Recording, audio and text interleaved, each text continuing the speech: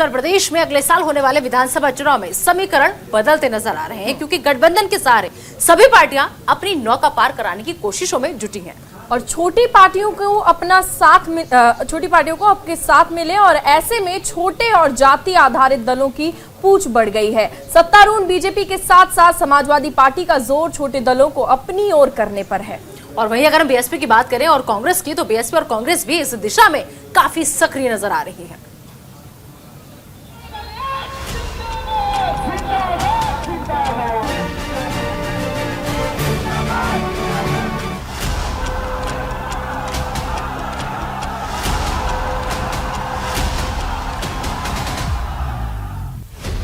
उत्तर प्रदेश में विधानसभा चुनाव नजदीक हैं। गठबंधन बनाने बिगाड़ने का दौर चल रहा है। सभी सियासी पार्टियां समीकरण और राजनीतिक गठजोड़ बनाने में जुटी हैं। ऐसे में छोटे और जाति आधारित दलों की पूछ बढ़ गई है।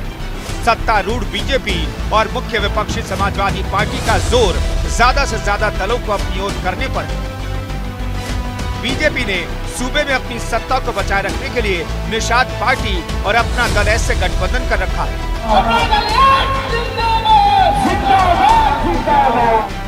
तो एसपी प्रमुख अखिलेश यादव ने सुभाषपा समेत कई छोटी पार्टियों के साथ हाथ मिलाया है। कहते हैं कि दिल्ली का रास्ता यूपी से गुजर कर ही जाता है। ऐसे में सभी दलों ने अपनी पूरी ताकत झोंकनी शुरू कर दी। राजनीति में अगर बीजेपी इतना बड़ा दल होके गठबंधन की बात करती है और गठबंधन के लिए जैसे प्यासा कुएं के लिए तरसता है, वैसे बीजेपी गठबंधन के लिए तरस रही है। तो जाहिर सी बात है कि अन्य राजनीतिक दलों को भी राजनीति उसी हिसाब से करनी। समाजवादी पार्टी ने जितने भी क्षेत्रीय दल हैं उनके साथ एक मजबूत अपना गठबंधन बनाया है और गठबंधन कोई सत्ता प्राप्ति का गठबंधन नहीं है। सबके अपने मुद्दे हैं। हर उस मुद्दे को समाजवादी पार्टी मजबूती के साथ सरकार बनने के बाद उस पर काम करेगी। गठबंधन के सहारे अखिलेश इस बार अपनी नौका पार कराने की कोशिश में जुटे हैं। इस बार वो न तो कांग्रेस को भाव दे रहे हैं और न ही बसपा को। वो बस छोटे दलों को साथ मिलाकर अपनी साइकिल की सवारी करा रहे हैं। वहीं कांग्रेस ने भी गठबंधन के लिए छोटे दलों को खुला ऑफर दे रखा है। हालांकि अभी तक कोई भी पार्टी उसके साथ गठबंधन को तैयार नहीं हुई है। कांग्रेस और बीएसपी ने अभी तक किसी से समझौता नहीं किया है। बीएसपी ने अकेले चुनाव लड़ने की घोषणा की है, तो वहीं खबर है कि अरविंद केजरीवाल की पार्टी भी यूपी चुनाव में अकेले ही उतरने की तैयारी कर रही है। एक समय खबर थी कि आम आदमी पार्टी एसपी के साथ गठबंधन करने वाली है, लेकिन पार्टी से जुड़े सूत्र बताते हैं कि सीट बंटवारे को लेकर दोनों दलों के बीच बातचीत नहीं बनी। इस चुनावी लड़ाई में अपनी जीत सुनिश्चित करने के लिए छोटे छोटे दलों के लिए रास्ता खोल रखा है। इस चुनावी लड़ाई ने अपनी जीत सुनिश्चित करने के लिए छोटे छोटे दलों के लिए रास्ता खोल रखा है। गठबंधन कर पार्टियों को शामिल किया जा रहा है। सवाल है कि अखिलेश यादव ने जिन पार्टियों को अपनाया है, क्या वो सपा की चुनावी ताकत बढ़ाने का मादा रखती है?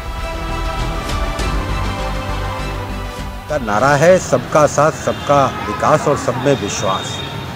और उस नारे के आधार पर भारतीय जनता पार्टी ने उत्तर प्रदेश में और देश में जो विकास के काम किए हैं, जो जनता के हितों के काम किए हैं, उस आधार पर 2022 के चुनाव में हम जा रहे हैं। तमाम ऐसे छोटे दल हैं जो हमारी विकास की योजनाओं से प्रभावित हुए और वो चाहते हैं कि भारतीय जनता पार्टी के साथ आना।